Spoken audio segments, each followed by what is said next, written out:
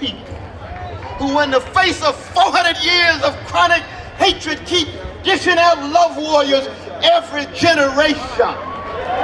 So that the spirit of Frederick Douglass and the spirit of Sojourner Truth and the spirit of Fannie Lou Hamer and the spirit of Malcolm X and the spirit of Marcus Garvey say, these black folk gonna love themselves, and if we have the spiritual maturity, it's gonna spill over from the chocolate part of town to the vanilla part of town. Oh yes, it's gonna spill over with our precious indigenous brothers and sisters whose land was stolen as a precondition of the democracy. It's gonna spill over to Spanish speaking. It's gonna spill over to Asian. It's gonna embrace everybody. But let us be very clear that this poor people's campaign is rooted in the legacy of Martin Luther King Jr. and Fannie Lou Hamer and James Lawson and Diane Nash in the 1960s, where we tried to break the back of a barbaric Jim Crow and Jane Crow and American apartheid, with the lynching on the one hand and the discrimination and degradation on the other. And what that means, that we say to America, not just to Congress, we say to the White House, we say to the Pentagon, we say to the neo-fascists in the Republican Party, we say to the milquetoast neoliberals in the Democratic Party, that we got a standard bigger than your politics. Somewhere I read, God is not mocked. You're gonna reap what you sow. Malcolm X reminded us, chickens will come home to roost. And so when you hear the magnificent voice of such dignity in all parts of the country, and we are international, we in solidarity with oppressed people in Africa, in Asia, in the Middle East, in Latin America. How come? Well, I'll tell you why I am, because I'm a product of Shiloh Baptist Church.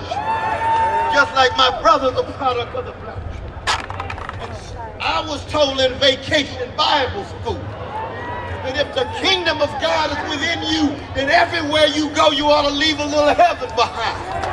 And when you leave some heaven behind in a hellish world of organized greed and institutionalized hatred and routinized fear and overwhelming hypocrisy, you're going to have to be in the world but not of it. And so what we constitute is precisely that attempt to be in this empire, but not of it. We have moral and spiritual greatness that behooves us. That's why we're here. And let us never forget the rich humanity of the voices that we heard. So we straighten our backs up. And Brother Martin used to say, anytime everyday people in the language of Sly Stone, anytime ordinary people in the language of James Cleveland straighten their backs up, you're going somewhere, because folk can't ride your back unless it's bent.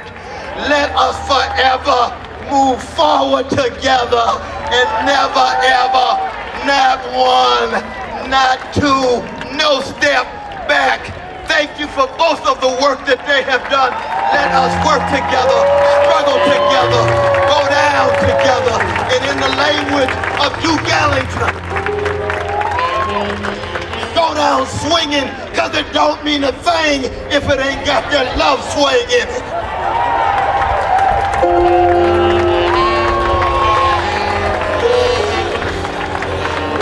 Somebody shout, it don't mean a thing if it ain't got a swing. Swing some love, swing some truth, swing some justice, and keep on swinging till we knock racism out, and poverty out, and genocide out. Look at your neighbors and neighbor. Keep on swinging forward together. Not one step back.